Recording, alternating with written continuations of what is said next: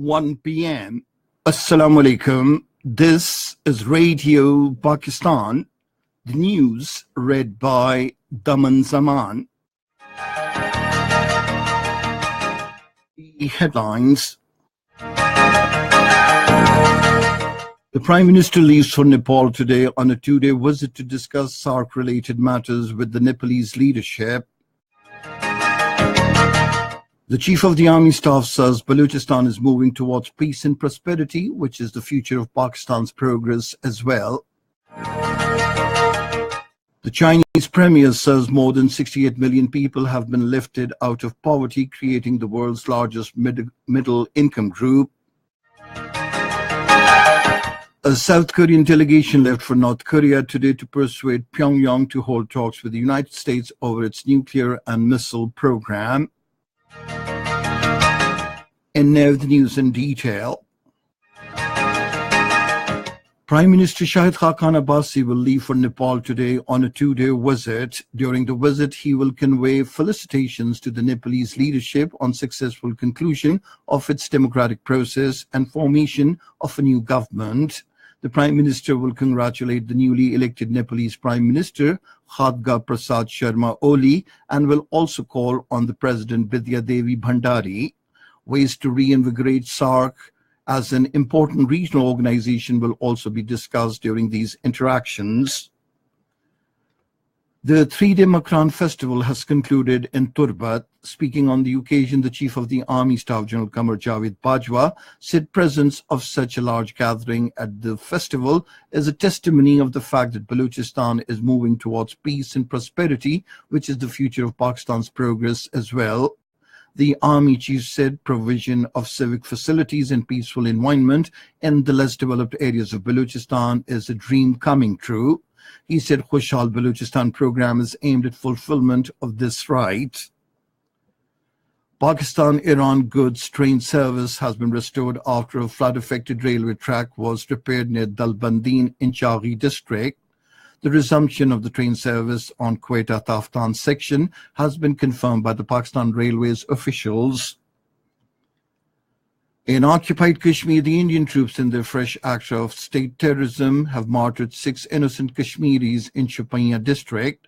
The Indian troops opened fire on a car near a military camp in Pahnu area of the district, resulting in the death of 6 innocent people.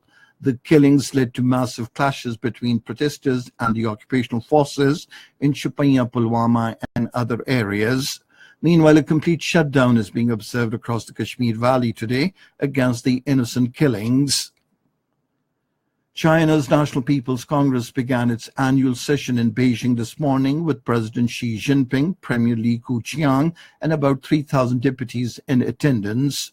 Radio Pakistan special correspondent Javed Khan Jadoon reports from Beijing that Premier Li Keqiang gave an overview of the achievements of the government.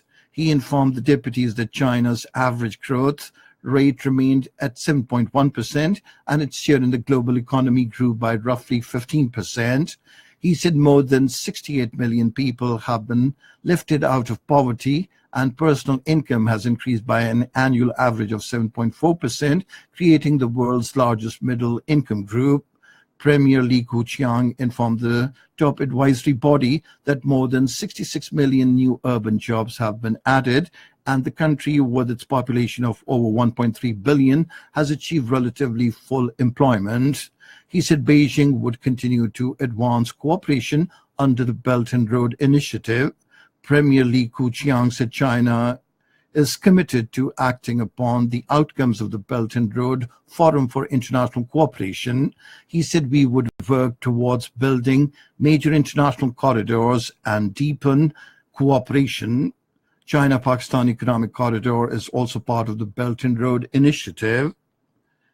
Meanwhile, China's defense budget will be raised 8.1% to 1.1 billion yuan this year. Reading a report to nearly 3,000 delegates at the Great Hall of the People, President Li Keqiang said we will stick to the Chinese path in strengthening our armed forces, advance all aspects of military training and war preparedness. Li Keqiang said armed forces will firmly and resolutely safeguard national sovereignty, security, and development interests. China is going to launch its second aircraft carrier, integrate stealth fighters into Air Force, and field an array of advanced missiles to attack air and sea targets at vast distances.